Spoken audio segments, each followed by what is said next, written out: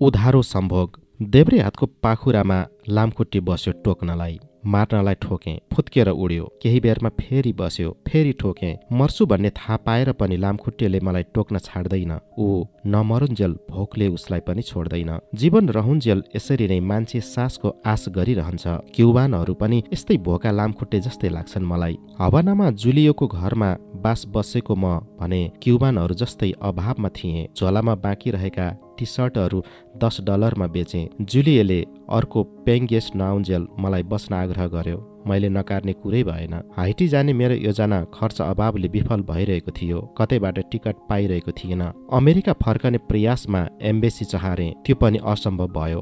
म खुला बन्दी भएँ क्युबामा। दिनभरिको थकित शरीरलाई क्यारेबियन सीको मालेकोन डिलमा लगेर बिसाएँ। होटल रेस्टुरेन्ट सोध्नेदेखि पैसा माग्ने र तरुनी मिलाउनेको भिड। कसैले एकान्तमा बसेर केही सोच्ने फुर्सदै दिन्नन् क्युबानहरू। युरोप अमेरिकामा साइकलमा 2 जनासँगै चढ्दा अनौठो मान्ने पर्यटकहरू यहाँ साइकलको पछाडि केटी राखेर कुदाइरहेका छन्। साइकल पर्यटकले कुदाए पनि कुदाउन लगाउने चाहिँ तरुणीहरू नै हुन्। हो, क्युबा सेक्सको स्वर्ग हो, म मान्छु, तर भोको पेटमा सेक्स असम्भव।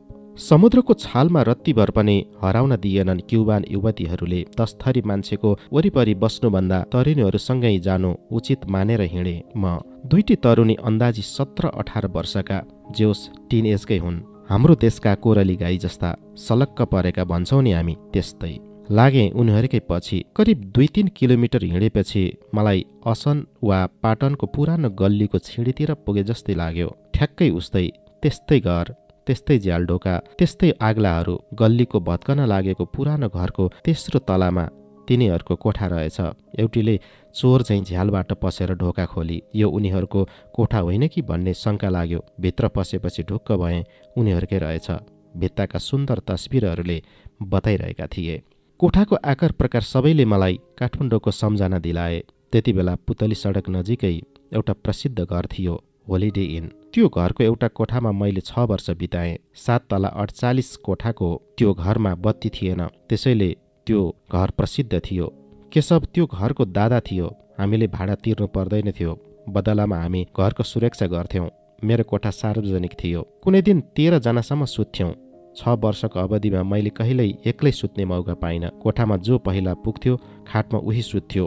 पढ्नेहरू पढ्थे, जागिरेहरू जागिर खान्थे, बेरोजगारहरू डुलेर दिन बिताउँथे। त्यो घर धेरैको आश्रयस्थल बन्यो। मसँग त्यो घरमा धेरै रात गायक अरुण थापा पनि सुते। एक गिलास रक्सीमा गिटार बजाएर धेरै गीत सुनाए। मलाई उनको फ्यान बनाउने पनि त्यही घर नै हो। त्यही घरबाट काठमाडौँको जीवन सुरु गरेको उत्तम अहिले स्विट्जरल्यान्डको तारे होटलमा म्यानेजर छ। भीमसेन प्रसिद्ध कम्पनीको ट्रेकिङ गाइड बन्यो। मन्जिल, राजकुमार, जनक, हरि, नरहरिहरूले आफ्नो करियर त्यहीँबाटै सुरु गरे। सुरजले आफ्नी प्रेमिकालाई त्यहीँ भेट्टायो। स्वास्नी पनि त्यहीँ बनायो। मैले जनआन्दोलनमा गोली लाग्दा त्यही कोठामा आरामको सास फेरेँ। सम्झिरहेथे काठमाडौँ। एउटी तरुणीले ती ग्राममा प्याट्टा पारी केही बेर गफ गरेपछि सेक्सको कुरा भयो। उनीहरूसँग पालै पालो सेक्स गर्नुपर्ने उनीहरूकै आग्रह थियो। मैले भोको छु भनेपछि एउटी खानेकुरा लिन गई, मसँग $2 लिएर। अर्कीले मसँग बार्गेनिङ गर्न थाली। एउटीको एकपटकको $40 रे। पुरै रात बिताए, रेट अझै कम हुन सक्छ रे। म पनि के कम, बार्गेनिङ नै सम्झेर मोलमलाई गर्न थालेँ। उसको रेटलाई $10 झारेँ। $2 को बन बोकेर अर्की तरुणी आइपुगी। मैले टोकेको जुठो बन दुईटीले खोसाखोस गरेर खाए। त्यसपछि एउटीले मेरो टी सर्ट उतारी मेरो शरीरका अङ्गहरू देखेर सोधी, बडी बिल्डर हो कि क्या हो? अर्कीले जुत्ता मोजा खोलिदिए। अब दुईटीले नै मलाई मुसार्न थाले। ममा उत्तेजना शून्य बराबर थियो।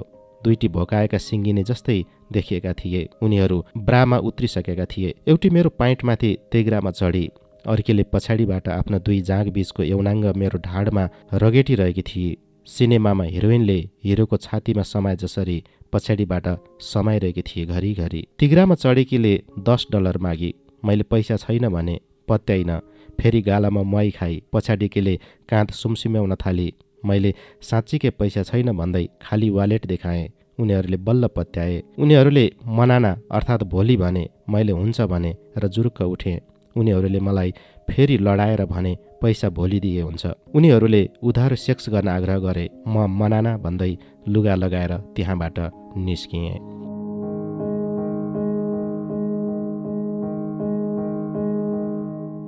Jamaica Bob Marley life is one big road. ओ बब मार्ली आइपुगे तिम्रो फ्यान तिम्रो सहरमा। मार्ली जीवितै भएका भए म सायद यसै भन्थे, जमैकाको राजधानी किङ्स्टन टेक्दा। रेगेज सङ्गीतले संसार हल्लाएका मार्लीले 34 वर्ष जीवनकालमा संसारभर करोडौँ फ्यानहरू बनाए। बोल्न सक्ने बालबालिकादेखि वृद्ध वृद्धासम्मलाई मार्लीबारे सोधे भने भन्छन् ही ह्याज नाइस सङ्ग्स। मार्लीले जस्तै राष्ट्रफेरियनहरूले लामो कपाल पाल्छन्। हामी जगल्टा भन्छौँ। यो एउटा वाद हो, सिद्धान्त हो, धर्म हो।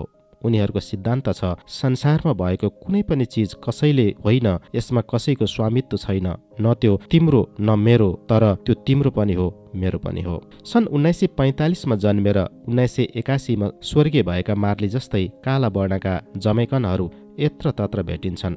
काला मोटा झुन्डिएका ओठ, घुम्रिएको कपाल, रिठ्ठा जस्ता आँखा, हेर्दै नसालु यिनीहरूको विशेषता। किङ्स्टन सहरभरि चर्को स्वरमा मार्लीका जस्तै गीतहरू बजिरहेका छन्, कानै खाने गरी। जमैकनहरूको अङ्ग्रेजी त्यति बुझिँदैन। मलाई सुदूरपश्चिमका नेपालीले बोलेको नेपाली जस्तो लाग्छ। दि ग्लेनर्स पत्रिकाबाट फोटोग्राफर र पत्रकारहरू आए मेरो अन्तर्वार्ताका लागि। हिजो भेटिएको नगरका मेयरले यसको प्रबन्ध मिलाएका रहेछन्। प्रसिद्ध बब मार्ली पार्कमा उनीहरूले मलाई साइकल कुदाउन लगाए र फोटो खिचे, अन्तर्वार्ता पनि लिए। पत्रकारहरू गइसकेपछि पार्कमा आफ्नै क्यामेरा घुमाइरहेको थिएँ। पछाडिबाट आएर एउटा केटाले हकार्यो, त्यो मेरी गर्लफ्रेन्डको फोटो किन खिचिस्? उसँग अरू केटा पनि थिए। मैले भने मैले खिचेको छैन, साँच्चै मैले खिचेकै थिएन। उसले केटीहरूलाई बोलाएर भन्यो, यसले तिमीहरूको चाकको फोटो खिचेको छ। मैले प्रतिवाद गरेँ, होइन। केटीहरूले पनि फोटो साँच्चै खिच्यो भनेर पत्याए। डिजिटल भए देखाइदिन्थे, के गर्नु। तँलाई फोटो खिच्न के खाँचो? अर्को जगल्टेले क्यामेरा माग्यो, मैले दिएन। पछाडिबाट अर्कोले धकेलेर मलाई लडायो। म जुर्क उठेँ। अर्कोले एक बक्सिङ मुखमा हान्यो। म ढलेँ। दुवैले पालेपालो लात्तीले हिर्काए। केही बेरपछि केटीहरूले छुटाएर उनीहरूलाई लगे। मैले प्रतिकार गर्न खोजेको भए सायद मेरो विश्व यात्राको अन्तिम यात्रा बब मार्ली पार्क हुने निश्चित थियो। अनाहकमा कुटाइ खाएँ। साँझसम्म मार्लीसँगै थिएँ पार्कमा म। हिजोसम्मको मेरो साइकलको अमेरिकन झण्डा आज जमैकनमा परिणत भइसकेको छ। विश्व साइकल यात्रीको रूपमा मेरो अन्तर्वार्ता पत्रिकामा प्रकाशन भएपछि आज म किङ्स्टनमा सबैको रोचक विषय बनेको छु। कहिल्यै नदेखेको मान्छेले देख्यो भने तर्सिने जस्ता राष्ट्रफेरियनहरू गाँजा तानिरहेका, नसालु पदार्थले लट्ठिएर लम्पसार परिरहेका भेटिन्छन् बाटैभरि। किङ्स्टनबाट नजिकैको एउटा किनारा गोल्डेन ग्रोभमा एउटाले मलाई रोक्यो, गफ गर्यो। आँप खाने भनेर एउटा आँप दियो, खाएँ। थ्याङ्क यू फर म्याङ्गो भनेर हिँड्न आँटेको त पे द मनी भन्छ। म 3 छक परेँ। मैले आश्चर्य मान्दै सोधेँ, तिमीले सित्तैमा दिएको होइन? उसले थर्कायो, यो मेरो पसल हो र? कुरा गर्दै थिएँ। फेरि अर्को जगल्टे आयो। पहिलोले उसलाई हेर्दै भन्यो, हामीले 2टा आँप खायौँ, पैसा उसले तिर्छ। अनि मलाई देखायो। पछिल्लोले साँडेका जस्ता राता आँखाले मलाई हेऱ्यो। 2टा आँपको 400 जमैकन डलर रे, 10 अमेरिकी डलर। मैले आफूले मात्रै खाएको एउटा आँपको तिर्छु भने ती दुईले कुटौँला जस्तो गरे। चुपचाप पैसा तिरे र हिँडे। नतिरे हिजोको जस्तै अनाहकमा कुटाइ खाइने डर। कतै उखु घारी, कतै नरिवलका रुखहरू, कतै बाँस घारीमा चलेको हावा, कतै खोलाको सुसाई, कतै चराचुरुङ्गीको आवाज, उकालो ओह्रालो, सानातिना गाउँहरू, चिटिक्काका बस्तीहरू। साँच्चीकै सुन्दर छ जमैका। जमैकनहरू जति नै खराब भए पनि। गाउँ र बस्तीका सडकहरू साँघुरा छन्। किङ्स्टनका सडक जति ठुला र फराकिला भए पनि मानिसहरूको मस्तिष्क र सोचाइ त्यति धेरै फराकिलो छैन। बब मार्ली बाँचेका भए मान्छेका जीवनका सडकहरूलाई कति फराकिलो बनाउँथे होला। आफ्नै गीत जस्तो, life is one big road with lots of song.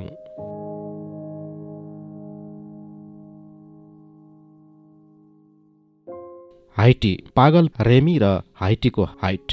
काला जातिहरू स्वतन्त्र भएको संसारको पहिलो देश हो हाइटी। सन् 1804 फ्रेन्च उपनिवेशबाट स्वतन्त्र भएको हाइटी 18औं शताब्दीभन्दा पनि पुरानो र गरिब छ। 75 लाख जनसङ्ख्या मध्ये 80% भन्दा बढी मानिसहरू बेरोजगार छन्। पोर्ट अफ प्रिन्स हाइटीको राजधानी नभएर गरिब, भोका, नाङ्गा, अभाव, तनाव र प्रदूषणको राजधानी जस्तो लाग्छ। बिग्रिएका पुराना सडक, हावाले उडाएको धुलो, अव्यवस्थित फोहोर, ट्राफिक लाइट नभएर रक्सीले माथि जस्तै गुड्ने गाडीहरू, फुटपाथमा पनि मन परेको गाडी कुदाई, सडकमै फुटपाथ पसलदेखि सुन्तला, केरा बेच्नेसम्म, अनि वाइन र स्याम्पेनको व्यापार पनि। माग्नेदेखि ठग्नेहरू। भोक र कोलाहलपूर्ण पोर्ट अफ प्रिन्स साँझ परेपछि एक्लै सुत्छ। राजधानी पोर्ट अफ प्रिन्स भन्दा 15 किलोमिटर माथि डाँडोमा अर्को सहर छ, पेन्सन भिल्ला। पेन्सन भिल्लाबाट पोर्ट अफ प्रिन्स धुलोको बादलले ढाकेको देखिन्छ। समुद्री किनारमा भए पनि किचिक्क छ त्यो। त्यहाँ पुग्दा बीच बाटैमा हेसियन साइकल यात्री रेमी भेटियो। ऊ साइक्लिङको क्यारिबियन च्याम्पियन रहेछ। डोमिनिकन रिपब्लिकसँग मसँगै साइकलमा सँगै जाने उसको इच्छा छ। रेमी र म दिनभर सहरमा भौतारियौं। साँझ मलाई मेरो होटलसम्म छाड्न आयो र फर्कियो ऊ। रेमीले आज पत्रकारलाई हातपात गर्यो। आज प्रकाशित मेरो अन्तर्वार्तामा आफ्नो नाम उल्लेख नभएकोमा उसले रिस पोखेको थियो। मलाई पत्रकार भेटाउने ऊ नै थियो। रेमी रिसाएर सन्का छ। जहाँ पनि झगडा गर्छ। सडकमा हिँड्दा पनि गाडीलाई हिर्काउँदै हिँड्छ। पर्यटन मन्त्रालयमा हाइटीको झण्डा माग्न जाँदा पनि झगडा गर्यो। कसैसँग झगडा गर्दा आफू क्यारिबियन च्याम्पियन साइक्लिस्ट भएको बताउँछ। म उसको व्यवहारबाट दिक्क छु। अर्को एक साँझ खाना खाइवरी होटलको पार्कमा बसिरहेको थिएँ। एउटी केटी आएर मसँग गफ गर्न थाली। रेमी आइपुग्यो र मलाई भन्यो, कोठामा जा। मैले जिस्किँदै भने, केटीसँग जान्छु। जान पाउँदैनस्? मैले भने, मेरो खुसी। त्यसपछि ऊ मेरो कोठातिर गयो। आज ऊ मसँगै बस्न आएको। झन्डै 20 मिनटपछि दुईजना पुलिस आइपुगे। रेमी पनि तिनको पछि पछि आयो। केटी र म गफ गरिरहेका थियौं। पुलिसलाई रेमीले नै बोलाएको रहेछ। पुलिससँगको कुराकानी पछि उनीहरूले मलाई सोधे, कन्डम छ? मैले भने, छैन। केटीले आफूले किनेर ल्याउने आश्वासन दिए। पुलिसहरूले भने, ह्याभ इन्जोय र आफ्नो बाटो लागे। यस्तो पागल रेमी जबरजस्ती मेरो यात्रामा मिसिएको छ। अर्को दिन भिसाका लागि डोमिनिकन इमिग्रेसन नजिक पुग्यौं हामी। डलर साट्ने ठाउँमा पनि उसले झगडा गर्यो। 10 अमेरिकी डलर तिरेर हामीले बोर्डर पार गर्यौं। इमिग्रेसनबाट मलाई फर्काइदियो। मसँग भिसा थिएन। रेमीले नै भिसा नचाहिने बताएको थियो। उसले भने पासपोर्टमा भिसा लगाएको रहेछ। फाइल देखाउन एम्बेसीभित्र छिरेकै बेला उसले किन यस्तो गर्यो मैले बुझिन। मलाई दुःख दिन हो वा नबुझेर हो। मैले उसलाई भने, तँसँग भिसा छ, तँ जा, म पछि आउँला। उसले मानेन। मसँगै फर्कियो। फेरि इमिग्रेसनमा अघि तिरेको 10 डलर फिर्ता माग्दै झगडा गर्यो। पैसा फिर्ता पाउने कुरै थिएन। तर पनि उसको जिद्दी कम थिएन। सबैले उसलाई घेरे, कुटे। म छुटाउन गइन।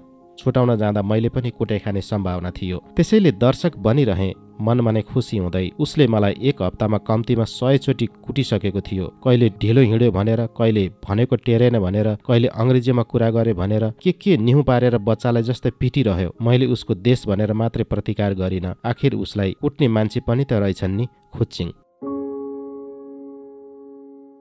हाइटीको मेरो सिङ्गो कथा नै रेमी बन्यो। उसले जति झगडा गरे पनि डोमिनिकन रिपब्लिकले मलाई भिसा दिएन। बिहान उठेदेखि बेलुकी नसुतुन्जेल उसले मेरो साथ छोडेन। उसलाई झुक्क्याएर मैले पोर्तो रिकोको लागि टिकट लिएँ। उसलाई देखाएँ। डराई सुत्ने बेलामा भोलि जान्छु भने। कतै पासपोर्ट च्याप्प समाएर च्याचुत पारिदियो भने हंसले ज्यानै छोड्यो घरिघरि। उसले भन्यो, तिमी जसरी भए पनि डोमिनिकन रिपब्लिक जानै पर्छ। म भिसा दिलाएरै छाड्छु। ऊ टोयलेट गएको बेलामा मैले झोलाबाट खुकुरी निकालेर सिरानी मुनि राखेँ। डर अलिक कम भयो। भोलिपल्ट बिहान 4 बजे उठेर उसले कता कता फोन गर्न थाल्यो। मैले उसको चर्तिकालाई हेरिरहेँ। 6 बजे एयरपोर्टको लागि हिँड्नुपर्ने। उसले 6:15 बजाइदिइसक्यो। बाटोमा फेरि उसको घर गएर झोला लिएर जाउँ भन्दै मसँग झगडा गर्यो। मुड्कीले हिर्कायो। म चुपचाप धुवा धुलो खाँदै एयरपोर्ट लागेँ। ऊ आफ्नो घरतिर लाग्यो। बेरोजगारहरूको देश एयरपोर्टमा पनि झोला र साइकल समात्न आउनेहरूको ठूलो भिड लाग्यो। मेरो साइकललाई सहायता चाहिएको छैन। तैपनि अलिअलि अङ्ग्रेजी बोल्ने एउटा केटोलाई साइकल समात्न दिएँ। कतै रेमी आइपुग्यो र मसँग झगडा गरे भने मलाई यिनीहरूको आड चाहिन सक्छ। फेरि यिनीहरू ग्याङ हुन्छन्। नभन्दै झोला चेकिङ नगर्दै पागल रेमी आइपुग्यो। उसले मलाई भन्यो, क्यारिबेन्ट एयरको डाइरेक्टरले बोलाएको छ, हिँड। मैले भने, टिकट र ट्राभल्स लिइसकेको छु, जान्न। उसले जबरजस्ती गर्यो। अनि मैले अघि साइकल समाइदिने त्यही पोर्टरसँग सहायता मागे। रेमीले पोर्टरलाई हिर्कायो। पोर्टरको ग्याङले उसलाई घेर्यो। उसले केही मुक्का खायो अनि कता कता फोन गर्न थाल्यो। उसले टिकट चेकिङ काउन्टरमा पुगेर यसको भिसा छैन, नपठाउन भनेको रहेछ। मैले पोर्टरलाई 20 डलर दिएर कुरा मिलाएँ। संसारको सबैभन्दा बढी एयरपोर्ट ट्याक्स होला यो। 30 अमेरिकी डलर तिरेर म जहाज चढेँ। कतै त्यो हेसियन पागल जहाजमै पो छ कि भनी मुटु ढुकढुक गरिरह्यो। सोचे डोमिनिकनमा आए पनि हामी दुवै विदेशी नै हुन्छौँ, देखा जाएगा। तर उसले टिकट पाएन कि के भयो, आएन। सुकुम्बासी बस्ती जस्तो पागल रेमीको पोर्ट अफ प्रिन्सलाई क्यारिबेन्ट एयरबाट बाई बाई गरे। सदाका लागि पागल रेमीहरू जस्तै भएर होला यो देश पनि हाइटी भएको।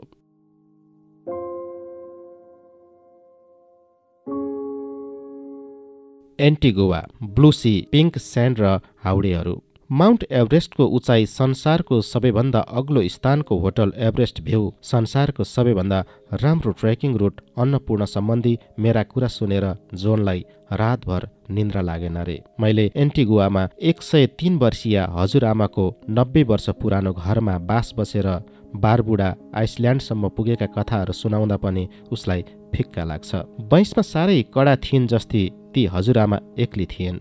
रित्तो थोत्रो घर जुन कुनै जमानामा विश्व प्रसिद्ध गेस्ट हाउस थियो रे। उनी थला परेपछि उनको गेस्ट हाउसको एक रातको खाने बस्ने मूल्य $10 झरेको रहेछ। उनी यति कडा थिइन् भने मैले लोकल कल गर्दा 1 मिनेटको 25 सेन्ट बुझाउनु पर्यो। मेरा कुरा जोनले एउटा कानले सुनेर अर्को कानले उडाइदियो। उसले रातभरि संसारको सबैभन्दा अग्लो होटल एभरेस्ट भ्यूमा सुतेर सगरमाथा नियालिरहेको सपना देखेछ। ऊ आज बिहानै बारबुडादेखि एन्टिगुवासम्मको पहिलो फ्लाइटमा मलाई भेट्न आइपुगेको थियो। हिजो बारबुडा आइल्यान्डको आन्ध्र महासागर र क्यारिबियन सागरको च्यानल पोइन्टमा उसँग कुरा भएको थियो। निलो पानीको समुद्री तटमा हिँडिरहेका पर्यटकहरू। उसले पर्यटकहरूको पहिरन हेरेर मलाई उनीहरूको देश बताइरहेको थियो। क्यारिबियन सागरको व्हाइट वे किनारको बालुवा पिङ्क कलरको देखिन्छ।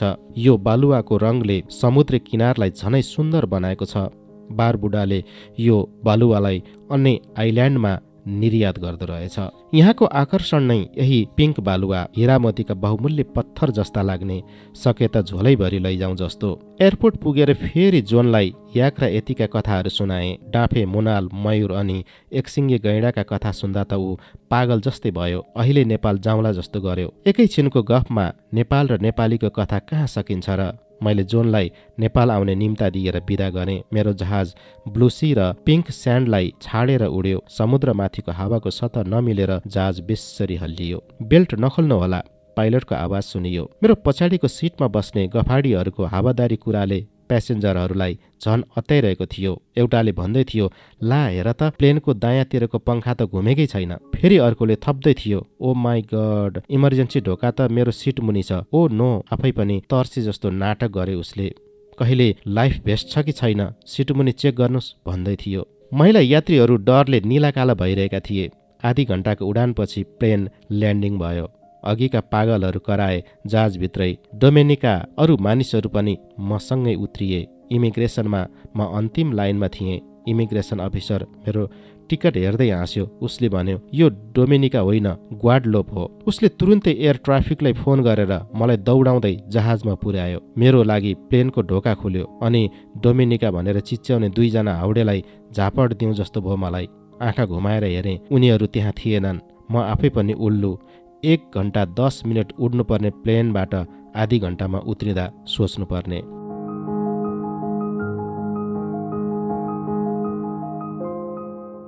Dominica, vote for labour. पहाडको फेदीको समुद्र, त्यसको छेउ सानो डोमेनिकन राजधानी रोजेउ। रोजेउको 5 किलोमिटर पर क्यानफिल्ड एयरपोर्ट मेरो गन्तव्य। ढोकैमा केली आइपुगे। Are you world cyclist from Nepal? अब कि मेरी सहयात्री बोली। डोमेनिकाबाट सम्झना स्वरूप संसारभरका साथीहरूलाई पुगेका अन्य देशबाट चाहिँ पोस्टकार्डहरू पठाएँ। नेपालको मेरो विश्व साइकल यात्री प्रतिष्ठान र अन्य केही आफन्त पनि प्रापकको लिस्टमा थिए। नपठाए पुष्करे लोभी छ भन्लान् भन्ने डर। रोजेउ पर्यटकहरूको लागि बिउजिएको सहर हो। हिजो बेलुकी क्रुज डोकमा अमेरिकन झण्डा फहराएर बसेको सिप बिहान उठ्दा ओसियन प्रिन्सेस नामक ब्रिटिस क्रुजमा तैरिरहेको छ।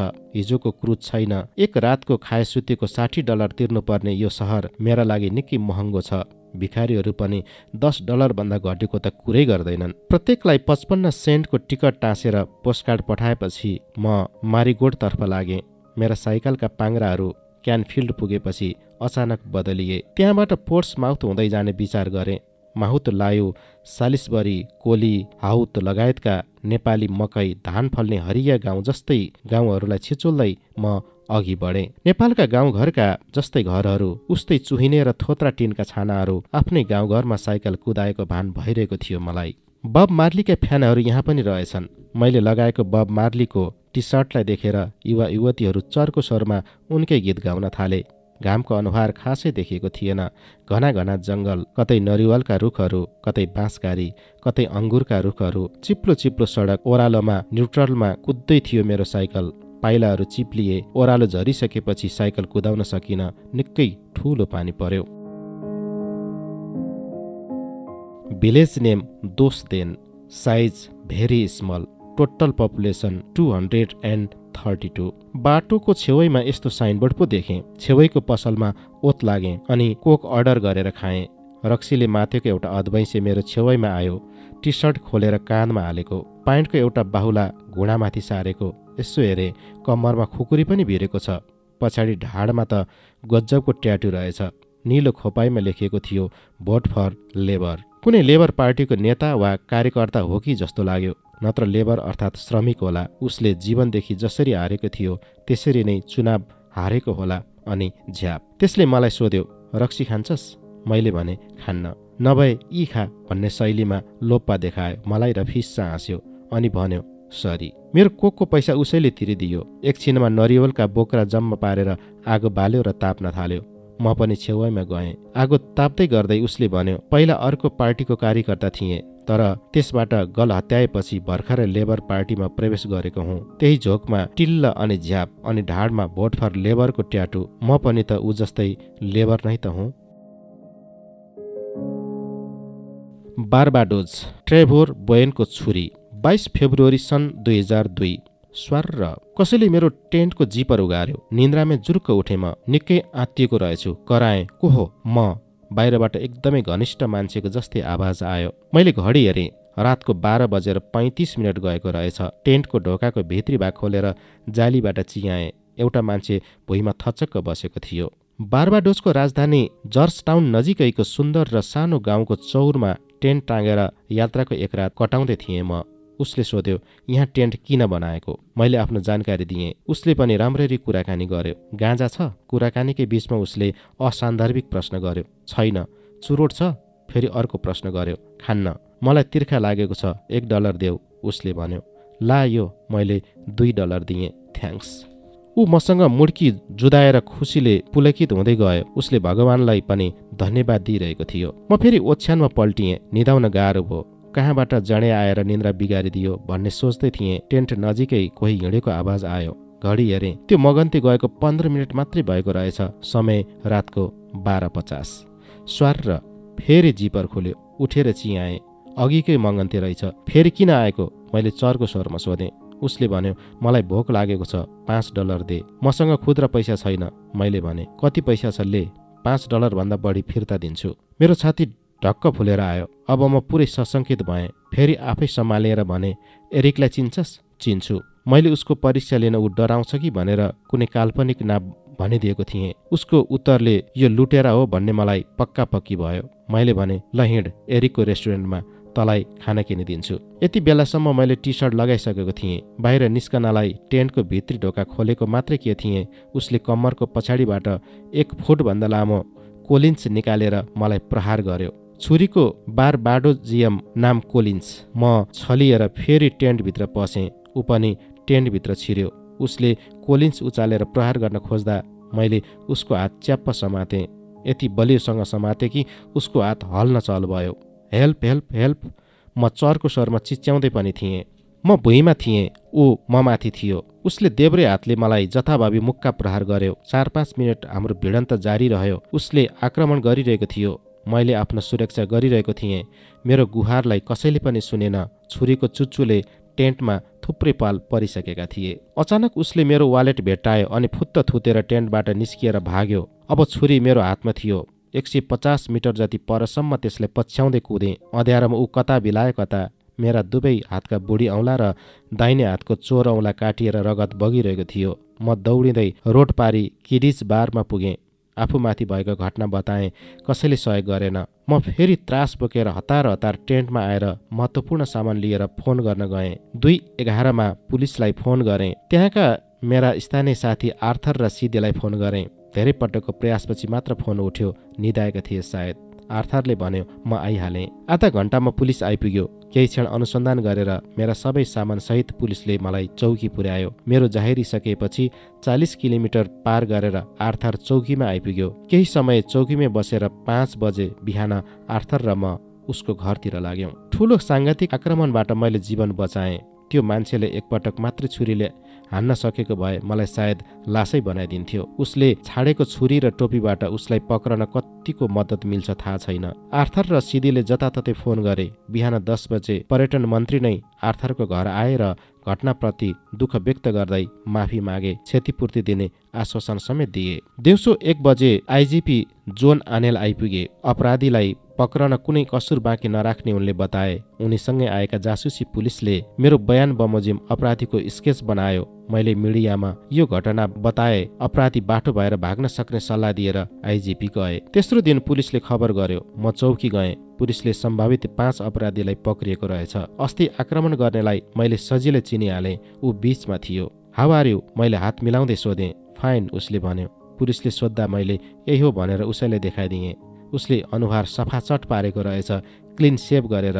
मैले उसलाई सोधेँ, मलाई चिन्छस्? उसले भन्यो, चिन्दिन। पुलिसले च्यातिएको टेन्ट लिएर अदालत आउन भन्दै मलाई बिदा दियो। चौथो दिन अदालतमा उपस्थित भएर मैले बयान दिएँ, बाइबल छोएर।